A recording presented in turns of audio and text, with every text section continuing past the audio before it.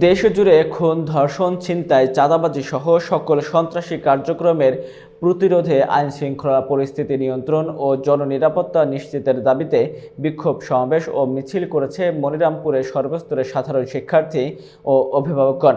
এ সময় উপস্থিত ছিলেন মোহাম্মদ রিয়াদ হোসেন, হাসাইন ইকবাল সানি, শরীফ মাহমুদ সহ আরও অনেকে। নারীদেরকে ধর্ষণ করা হচ্ছে, এটি খুবই জঘন্যতম একটি অপরাধ।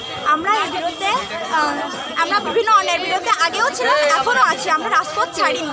ছাত্র সমাজ কখনো রাজপথ ছাড়বেও না। আছে, মা আছে, ওয়াইফ আছে, তারা ওই পুলিশে যেমন ওদেরকেই নিরাপত্তা দেয়, আমাদেরও তেমন নিরাপত্তা চাই। লক্ষ্য করছি দেশ জুড়ে ধর্ষণ, চাঁদাবাজি, ছিনতাই সবকিছু প্রতিনিয়ত বেড়েই যাচ্ছে অসীম হারে।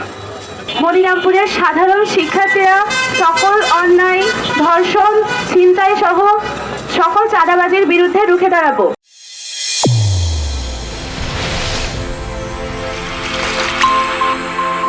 চ্যানেল A1 হৃদয় রেসপন্স।